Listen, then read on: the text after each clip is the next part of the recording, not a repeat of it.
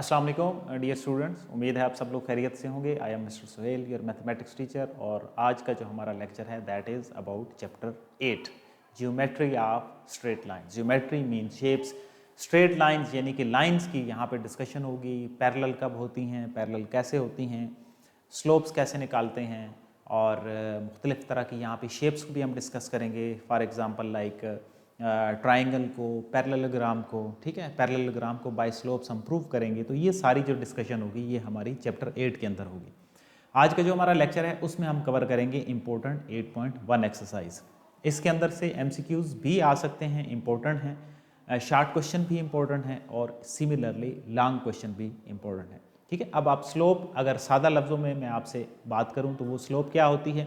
अगर किसी ट्रक के ऊपर आपने सामान को लोड करना हो, यानी कि ऊपर पहुंचाना है, तो एक पीछे उसके जो है ना एंड पे एक फट्टा सा लगाते हैं। वो जो फट्टा है आप उसको स्लोप समझ लें, यानी कि वो एक्स एक्सिस के साथ जो एंगल बन रहा है ना, वो हमारा क्या कहलाएगा, वो स्लोप कहलाएगा।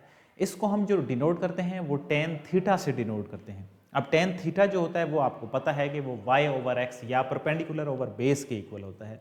तो इसी तरह स्लोप भी जो होती है वो परपेंडिकुलर ओवर बेस के ही इक्वल होती है, जिस तरह आप राइट ट्राइंगल के अंदर डिस्कस करते हैं। इसको हम बेसिकली m से डिनोट करते हैं। अब m जो होता है वो इक्वल होता है टेन थीटा के भी इक्वल होता है, और इसी तरह m का फिर जो फार्मूला होगा वो टाइम टू टाइम चेंज होता रहेगा, जिस तरह हमें हमारी जो इक्वेशंस हैं ना वो बदलती जाएंगी। तो इसी तरह स्लोप का जो फार्मूला होगा वो भी चेंज होता रहेगा। अभी हम जो MCQs डिस्कस करेंगे उसके अंदर पहले हम बात करते हैं m is equal to tan theta के। या फार्मूला आपको समझ आ गया। अगर आपको समझ आता है MCQs तो आपने खुद से सॉल्व करना है, अदरवाइज हम उसको साथ साथ सॉल्व करेंगे। m is equal to tan theta यानी कि एंगल की यहाँ पे बात हो रही है। तो अब आते हैं जी अपने MCQs की तरफ, पेपर की तरफ। ये बहुत ही इंपॉर्टेंट पेपर है, आपने इसको जो है वो ध्यान से समझना है और फोकस करना है। The slope of line is 3। अब मैंने आपको क्या बताया है कि स्लोप को हम m से डिनोट करते हैं। m is 3। What is the inclination या एंगल।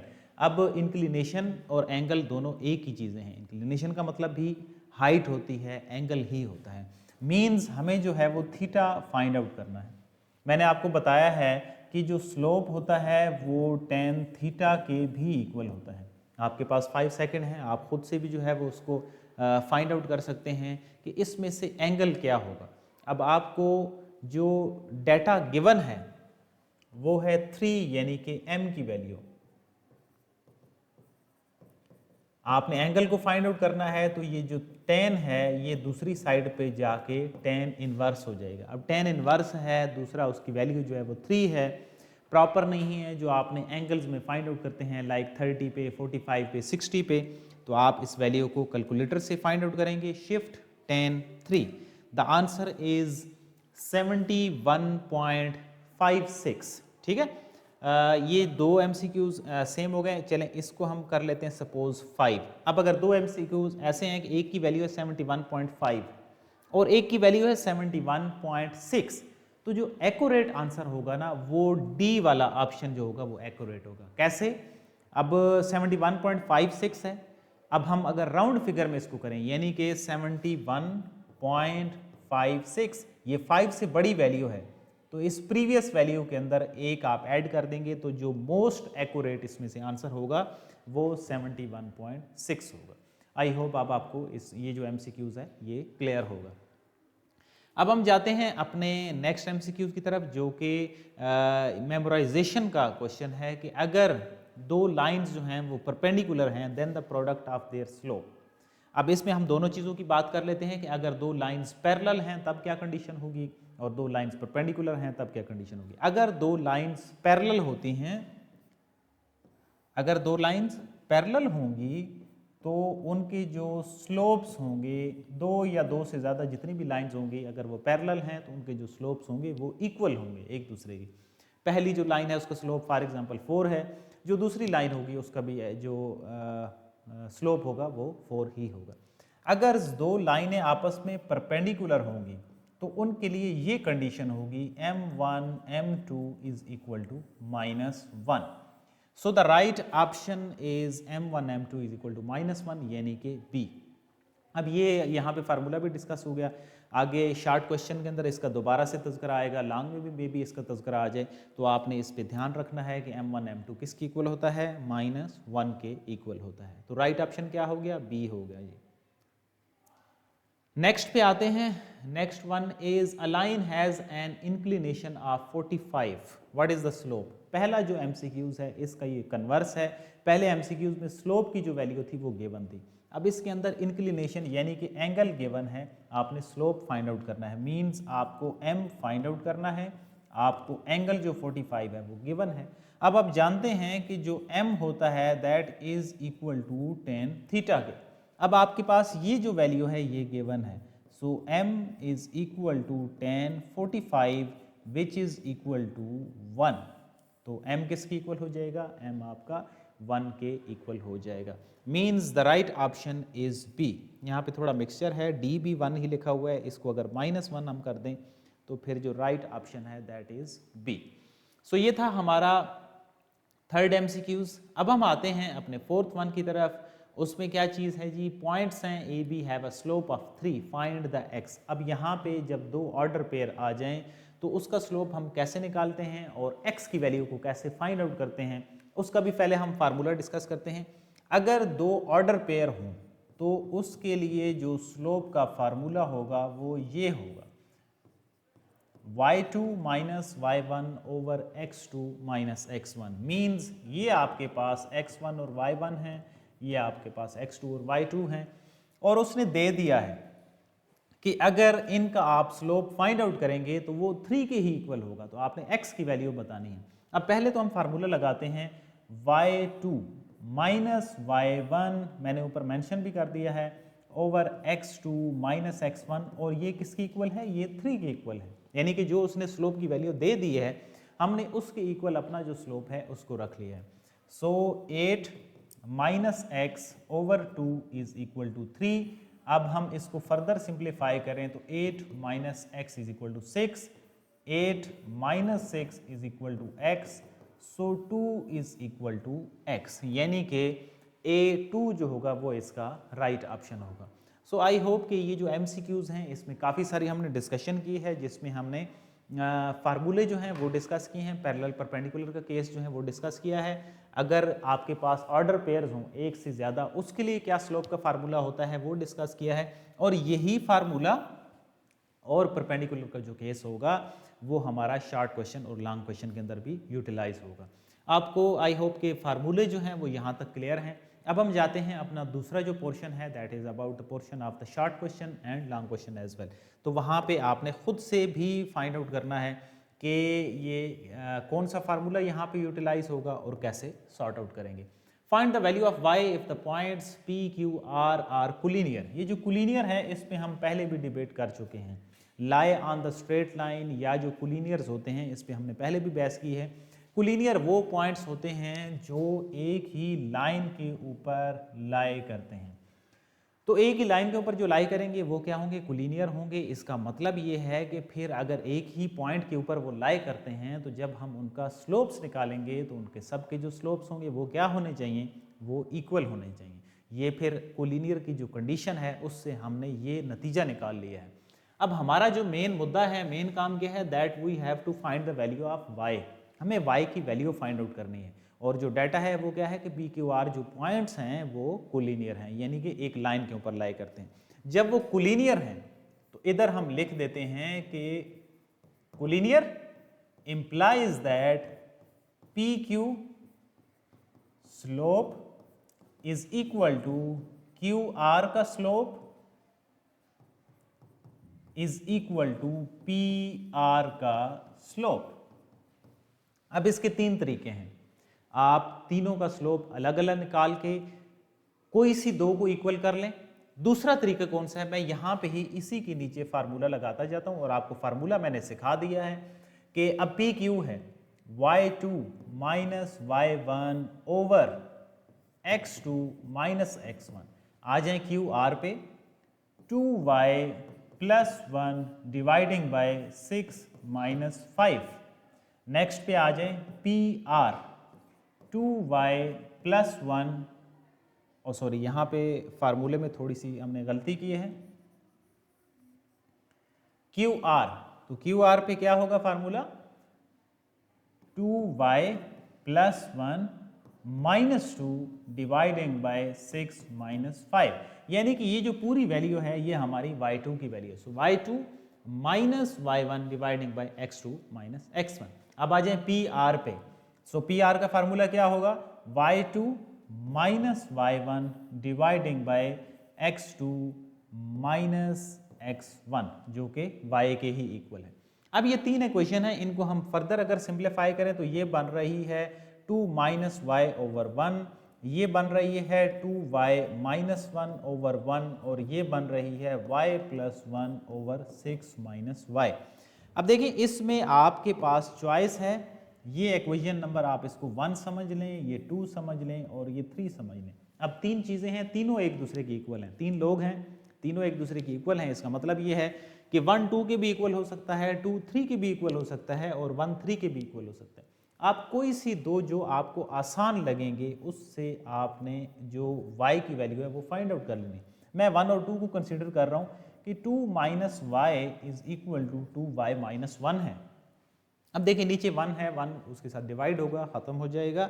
सो अब आपने यहाँ से जो y की वैल्यू है वो फाइंड आउट करनी है। So 3 is equal to 3y, the value of y is equal to 1 होगी। और 1 क्यों होगी, ये 3 मल्टीप्लाई हो रहा है, जब दूसरी साइड पे हम लेके जाएंगे वो डिवाइड हो जाएगा, तो वैल्यू ऑफ y क्या बन रही है 1 की इक्वल बन रही है। अब आपने क्या करना है, आप 2 और 3 को कंसीडर करके उसका आंसर फाइंड आउट करेंगे कि आपको कितना समझ आया है, आप उसको कैसे फाइंड आउट कर सकते हैं। सो ये था हमारा इम्पोर्टेंट शॉर्ट क्वेश्चन। अब हम आते हैं अपने नेक्स्ट जो शॉर्ट क्वेश्चन है उसकी तरफ, उसमें देखते हैं उसमें क्या चीज़ है, आर परपेंडिकुलर। ठीक है जी। अब एक हमने कोलिनियर या lie on the straight line, या आप ऐसे समझ लें कि हमने पैरेलल का भी केस डिस्कस कर लिया है, ठीक है, कि उनके जो सारों के स्लोप्स होंगे वो इक्वल होंगे। अब दूसरा जो केस है उसमें हमने k की वैल्यू को फाइंड आउट करना है, और इसमें हम परपेंडिकुलर का जो केस है उसको भी डिस्कस कर लेते हैं। और क्या पॉइंट्स हैं कि ये जो p और q पॉइंट हैं और r और s जो पॉइंट्स हैं आर परपेंडिकुलर। इट मीन्स अगर हम पी क्यू का जो स्लोप है उसको हम m1 का नाम दे रहे हैं, वही जो फार्मूला मैंने आपको MCQs में याद करवाया था वही यहाँ पे यूटिलाइज होगा। अब पी क्यू का जो स्लोप है उसको मैंने m1 का नाम दे दिया 7 माइनस 2 ओवर 4 प्लस 1। ये जो शॉर्ट क्वेश्चन इसलिए सिलेक्ट किया है कि इसमें जो माइनस वाला जो केस है वो भी आपका हल हो जाए कि वो एक फार्मूले का माइनस होता है, एक वैल्यू का माइनस होता है। जो फार्मूले का माइनस होगा वो वैल्यू के माइनस के साथ मिलकर उसको पॉजिटिव कर देगा, यानी कि आपने एक ही माइनस नहीं रखना, अगर वैल्यू का माइनस है तो वो उसके साथ अटैच रहेगा। सो 7 माइनस 2 ओवर 4, यानी कि x2 माइनस था, एक माइनस मिलके ये पॉजिटिव हो जाएगा। इसकी जो सिंप्लीफाइड फॉर्म आ रही है m1, या आपके पास pq जो स्लोप है that is 5 over 5 which is equal to 1। अब हम दूसरा स्लोप निकालते हैं m2 का, जो कि किसका है rs का स्लोप है। ठीक है, वो किसकी इक्वल है जी 10 माइनस के ओवर 7 माइनस 2, यानी 10 माइनस के ओवर 5। और ये हमारा किसका स्लोप है, ये हमारा आर एस मीन्स m2 का स्लोप है। अब कंडीशन कौन सी है, कंडीशन है कि परपेंडिकुलर है। अब यहाँ पे ये परपेंडिकुलर का ये साइन मैंने बना दिया कि परपेंडिकुलर है, इट मीन्स इनका जो प्रोडक्ट होगा वो -1 के इक्वल होगा। दोनों जो स्लोप्स हैं उनका प्रोडक्ट किसके इक्वल होगा -1 के। पहला जो स्लोप है उसकी वैल्यू है 1, जो दूसरा स्लोप है उसकी वैल्यू है 10 माइनस के over 5 is equal to -1। Plus minus की जो छोटी सी भी मिस्टेक है वो आपके क्वेश्चन को गलत कर सकती है, तो आपने उस पर फोकस रहना है कि आपने माइनस को हज़फ नहीं करना, ख़त्म नहीं करना।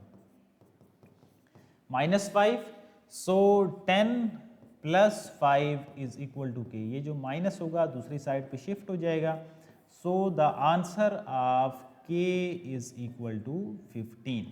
तो ये हमने किसका आंसर निकाल लिया, k का। जो प्रीवियस मैंने कोलिनियर का केस सॉल्व किया था क्वेश्चन को, वो तीनों को एक ही लाइन के ऊपर रख के सॉल्व किया है, यानी कि एक ही जगह पे स्लोप आप सारी वैल्यूज़ लिखते हैं और उसको सॉल्व कर दें। अगर वो आसान लगता है उससे आप इसको भी सॉल्व कर सकते हैं। अगर ये तरीका आसान लगता है, यानी कि हर स्लोप को आप अलग अलग निकालें, उससे सॉल्व करें, तो फिर आप इसमें से सॉल्व कर लें। अदरवाइज आप इस क्वेश्चन को अगर उसके मुताबिक करेंगे तो क्या है, यहाँ पे m1 m2 is equal to -1 है परपेंडिकुलर केस, यहाँ पे दोनों स्लोप की वैल्यू पुट कर दें और फाइंड आउट कर लें। तो जो आपको आसान लगे, ताकि जिसमें आपके जो गलत होने के चांसेस हैं वो मिनिमम हो, आपने वो वाला जो फार्मूला है, वो वाली जो वैल्यू है वो यूटिलाइज करनी है। तो ये था हमारा डिटेल में जो हमारे शॉर्ट क्वेश्चंस थे, जिसमें हमने पैरेलल और परपेंडिकुलर के दोनों जो केसेस हैं उनको सॉर्ट आउट किए हैं। अब हम आते हैं अपना जो लॉन्ग क्वेश्चन का केस है उसकी तरफ। पी क्यू आर और एस जो हैं ये वर्टिसेस हैं किसके, पैरेललोग्राम के। Find P of X Y, ठीक है। अब इसमें क्या है कि पी क्यू आर एस किसके पॉइंट हैं, वर्टिसेस हैं, उसके पैरेललोग्राम के वर्टिसेस हैं। हम इसको जो है वो ग्रीन से बनाते हैं ताकि आपको क्लियरेंस रहे। मैं यहाँ पे साइड पे इसको बना देता हूँ, P Q are and S, ठीक है। अब ये वर्टिसेस हैं पैरेललोग्राम की। अब ये गिवन है कि ये वर्टिसेस पैरेललोग्राम के ही हैं। आपका काम क्या है, आपने P of X Y find out करना। अब इसमें दोनों तरीके से मैं आपको क्वेश्चन समझा देता हूँ कि अगर इस तरह क्वेश्चन आ जाए कि check P Q R S, P कोई वैल्यू दे दी जाए कि ये चेक करना है आपने कि ये पैरेललोग्राम बनती है या नहीं बनती। अगर चेक करना होगा तो फिर आप ये बनाएंगे कि पी क्यू और आर एस की जो वैल्यू है इसको आपने इक्वल लाना होगा, और पी एस और क्यू आर की जो वैल्यू है इसको इक्वल लाना होगा। यानी कि दोनों जो पैरेललोग्राम, आपको पता है कि दो पेयर ऑफ जो लाइंस होते हैं, यानी कि अपोजिट जो पेयर्स होते हैं वो एक दूसरे के पैरेलल एंड इक्वल होते हैं। अब यहाँ पे गिवन है, जब मैं इधर लिख रहा हूँ कि गिवन, क्या गिवन है कि ये पैरेललोग्राम है, इसका मतलब फिर क्या होगा, इसका मतलब ये होगा कि जो P होगा, पी क्यू होगा, वो आर एस के इक्वल होगा, और पी एस जो होगा वो किसकी इक्वल होगा, वो क्यू आर या आर क्यू की इक्वल होगा। अब ये चार आप स्लोप्स निकालेंगे, यहाँ से आपके पास दो इक्वेशंस बनेंगी, या हो सकता है हर एक में से आपको एक एक मिल जाए वैल्यू। अब आते हैं पहली वैल्यू पे, और वो क्या चीज़ है, वो है पी क्यू की वैल्यू। अब पी क्यू पे वैल्यू लगाते हैं जी, 2 minus Y dividing by -2 minus X, that is equal to R and S. 1 minus 4 dividing by 10 minus 1। I hope यहाँ तक आपको जो फार्मूला है या जो वैल्यू है वो क्लियर होगी। हमने जस्ट उन्हीं के जो इक्वल वाली कंडीशन थी पैरेललोग्राम की, जो क्वेश्चन के अंदर हमें गिवन डाटा है उसके मुताबिक हमने दोनों जगह पे फार्मूला स्लोप्स का पुट किए। अब हम इसको सिंप्लीफाई करते हैं और इनको इक्वेशंस को जो है वो स्ट्रेट फॉर्म में लिखते हैं। 2 माइनस वाई, और ये जो नीचे वाली हैं ये तो एक दूसरे के साथ प्लस माइनस नहीं हो सकती, तो ये बनेगा -3/9। और हर स्टेप में जितना आप सिंप्लीफाई कर लेंगे ना, वो आपका क्वेश्चन आसान रहेगा। 3 को दूसरी साइड पे ले आएँ, so 3 into 2 minus Y is equal to -1 into -2 and minus x. So अब इनको सिंप्लीफाई करें फर्दर ताकि इक्वेशन बने। 6 minus 3y is equal to 2 plus x. अब इनको स्ट्रेट फॉर्म में आपने लिखना है, 6 minus 2 is equal to x plus 3y, या आप कह सकते हैं कि x plus 3y is equal to 4। ये आपके पास जो पहली इक्वेशन है वो जनरेट हो गई, ठीक है।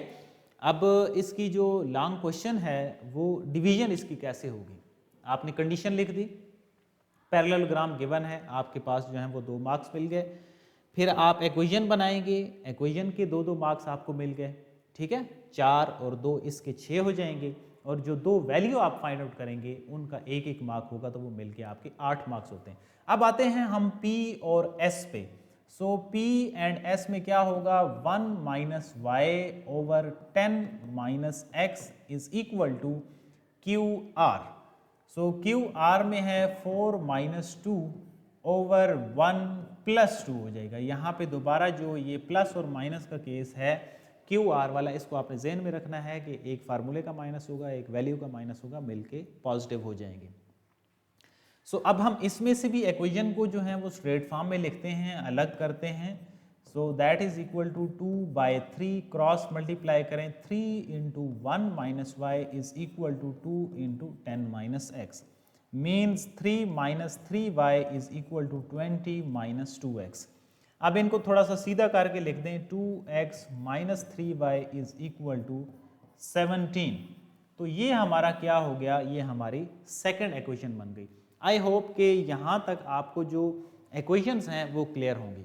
अब देखिए इसमें इन इक्वेशंस को सॉल्व करना है आपने।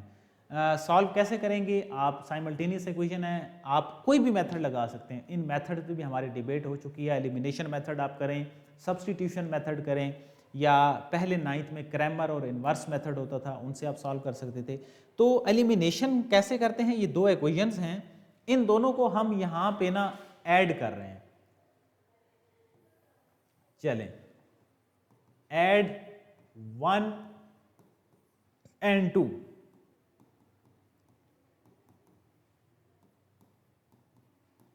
अब मैं आपको बताता हूं कि ऐड ही क्यों कर रहे हैं।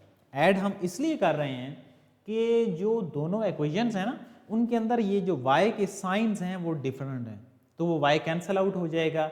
यहाँ पे 3x इज इक्वल टू 21 बन जाएगा। तो x की जो वैल्यू है वो हमें मिल रही है कि वो 7 के इक्वल। x की वैल्यू निकल आई। अब आपने सब्स्टिट्यूट करना है कि put x is equal to 7 in 1 में पुट करें या 2 के अंदर सब्स्टिट्यूट करें। सो पहली इक्वेशन जो है उसमें x 7 है, तो x plus 3y is equal to 4 means 7 plus 3y is equal to 4, 3y is equal to 4 minus 7, 3y is equal to -3 या y इज इक्वल टू -1। तो आपके पास जो सोल्यूशन सेट है या जो p की वैल्यूज हैं वो हैं 7 एंड -1, यानी कि ये जो अननोन था ये हमने फाइंड आउट करना था। सो ये हमारा डिटेल में क्या हो गया, लॉन्ग क्वेश्चन जो है वो कंप्लीट हो गया। तो आई होप आपको जो है वो ये क्वेश्चन क्लियर होगा अच्छे से। अब अगर इसका कोई पोर्शन रहता है ना, तो वो रहता है कि अगर यानी कि कोई अल्टीट्यूड की आपको स्लोप निकालना हो तो वो कैसे निकालेंगे, साइड्स जो हैं उनकी स्लोप कैसे निकालेंगे, या मीडियंस का जो केस है उसकी स्लोप्स कैसे निकालेंगे, तो वो मैंने एक क्वेश्चन डाला है। अब इसमें से ये कहा जा सकता है, कोई से दो पोर्शन आपको दे दी जा सकते हैं कि स्लोप्स ऑफ साइड्स निकालें, स्लोप्स ऑफ मीडियंस निकालें, या कहा जा सकता है slope of medians and altitudes निकालें। तो आपके पास एक ट्रायंगुलर रीजन है और उसके आपने क्या निकालने हैं, ये सारा पोर्शन जो है वो उसके अंदर फाइंड आउट करना है। ये हमने एक ट्राइंगल बना ली है जी। अब ट्राइंगल में क्या है, ए है 5 0, बी है 0 5 और सी है 8 और 8।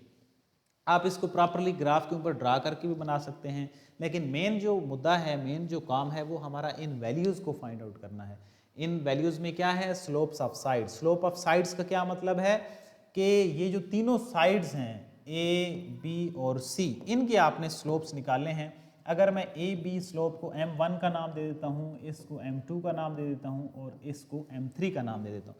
सो आपने क्या करना है जी, स्लोप्स ऑफ साइड्स निकालनी है, स्लोप्स ऑफ मीडियंस निकालनी। स्लोप ऑफ साइड m1 आपने निकालना है, ए बी का आप स्लोप का फार्मूला लगा लेंगे, m2 निकालेंगे बी सी पे स्लोप का फार्मूला लगा देंगे, m3 निकालेंगे ए सी पे स्लोप का फार्मूला लगा देंगे। हो गया। अब आते हैं स्लोप ऑफ मीडियन पे। ये आपने खुद से क्वेश्चन करना है, इससे आपकी क्वेश्चन की प्रैक्टिस भी हो जाएगी और आपको स्लोप्स निकालने भी आएंगे, ये ज़रूर आपने सॉल्व करना है। अब आते हैं स्लोप्स ऑफ मीडियन पे। अब मीडियन के लिए आपने क्या करना है, प्रीवियस एक प्रैक्टिस है, मिड पॉइंट निकालेंगे। m1 मिड पॉइंट किसका है, ए बी का। अब मैं इधर लिखता हूँ m1, चलें इसको मैं ना नया नाम दे देता हूँ। ये जो आपका मिड पॉइंट है, ये सपोज मैं कहता हूँ डी ई और एफ। तो आप डी जो है ना वो मिड पॉइंट निकालेंगे, और डी किसका मिड पॉइंट है, ये ए बी का मिड पॉइंट है। और मिड पॉइंट कैसे निकालते हैं, 0 + 5 डिवाइडिंग बाई 2 और 5 + 0 डिवाइडिंग बाई 2, यानी कि x के जो वैल्यूज़ हैं उसका हाफ करेंगे और y की वैल्यूज़ का हाफ करेंगे। अब मिड पॉइंट निकल आया, सपोज d जो है वो मिड पॉइंट आपने निकाल लिया। अब एक जो मीडियन होगा वो यहाँ C से आएगा D की तरफ। तो अब जो स्लोप आप निकालेंगे ना वो CD निकालेंगे, ये आपका पहले मीडियन का स्लोप निकल आएगा। फार्मूला कौन सा लगाएंगे, सी की वैल्यू कौन सी है 8 एंड 8, एक ऑर्डर पेयर x1 y1, दूसरा ऑर्डर पेयर डी की वैल्यू x2 y2, तो आप उससे स्लोप निकाल लेंगे। तो ये है मीडियन का केस कि आप पहले मिड पॉइंट निकालेंगे और फिर उसको मिला के आपने स्लोप निकालना है। नेक्स्ट है आल्टीट्यूड्स का स्लोप। आल्टीट्यूड्स क्या होता है, जो सामने वाली साइड पे परपेंडिकुलर होता है। अब परपेंडिकुलर होता है इट मींस अगर ए से एक आल्टीट्यूड ड्रा हो रहा है जो कि सामने वाली साइड पे परपेंडिकुलर है, तो फिर आल्टीट्यूड जो ए से जाएगा उसका स्लोप होगा क्या, उसका जो स्लोप होगा वो बी सी का जो स्लोप होगा उसको माइनस के साथ उल्टा कर देंगे। या आपको पता है कि जब दो लाइंस परपेंडिकुलर होती हैं तो उनका स्लोप्स क्या होता है m1 m2 is equal to -1। आसान तरीका कौन सा है, आपने क्या करना है, ये जो बी सी का स्लोप निकला होगा उसको नेगेटिव के साथ इन्वर्ट करेंगे। मैं यहाँ पे इसको ना एक आपको कर भी देता हूँ आल्टीट्यूड्स का केस। बी सी किसकी इक्वल है 5 - 8 / 0 - 8, यानी कि -3 / -8 जो कि बी सी का स्लोप है वो आ रहा है 3/8। अब अगर मैं आपसे कहूं कि आल्टीट्यूड जो ए जा रहा है, आल्टीट्यूड ए, उसका स्लोप क्या होगा, तो आप कहेंगे -8/3। ये ज्यादा आसान तरीका है कि जो सामने वाली साइड जिसके ऊपर आल्टीट्यूड जा रहा है, आपने उस साइड के स्लोप को माइनस के साथ उल्टा कर देंगे तो वो आपका आल्टीट्यूड ए का स्लोप आ जाएगा। इसी तरह आल्टीट्यूड बी का स्लोप निकालेंगे तो वो सामने वाली इस साइड पे परपेंडिकुलर है, तो जो ए सी का स्लोप निकालेंगे आप, यानी कि स्लोप ऑफ साइड्स में, उसको अगर आप माइनस के साथ उल्टा करेंगे तो वो आपका दूसरे आल्टीट्यूड का स्लोप आ जाएगा। आई होप आप इस क्वेश्चन को खुद से ज़रूर सॉल्व करेंगे। मैंने हर एक का एक एक पोर्शन आपको कर दिए। ये साइड्स तो बहुत आसान है, हमने इस पर बहुत ज़्यादा क्वेश्चन सॉल्व भी किए हैं। मसला था मीडियंस का, वो हमने सॉल्व किया कि मीडियन निकाला है, उसका स्लोप आपको बताया है, और आल्टीट्यूड्स का तो हमने यहाँ पे ड्रा करके उसका स्लोप निकाला है। सो ये था हमारा आज का डिटेल पेपर और एक्सरसाइज, जिसमें लॉन्ग, शॉर्ट और एमसीक्यूज हमने कवर किए हैं। एक क्वेश्चन के कुछ पोर्शन मैंने आपको एज असाइनमेंट दिए हैं। आई होप आप उसको ज़रूर सॉल्व करेंगे। So see you in the next class with the next topic and exercise, and that is 8.2। लेकिन आपको 8.2 तभी समझ आएगी जब आप 8.1 जो होगा इसके से ये सारे केसेस सॉल्व करेंगे, क्योंकि आगे हो सकता है स्लोप का फार्मूला थोड़ा सा चेंज हो, इक्वेशन ऑफ स्ट्रेट लाइन हो, वो तभी आपको आएगी जब आपको पहले स्लोप्स क्लियर होंगे। सो ये आज का पेपर मस्ट सॉल्व इट। सो आप क्या नेक्स्ट जो एक्सरसाइज है उसको सॉल्व कर सकें। See you in the next class, till then अल्लाह हाफिज़।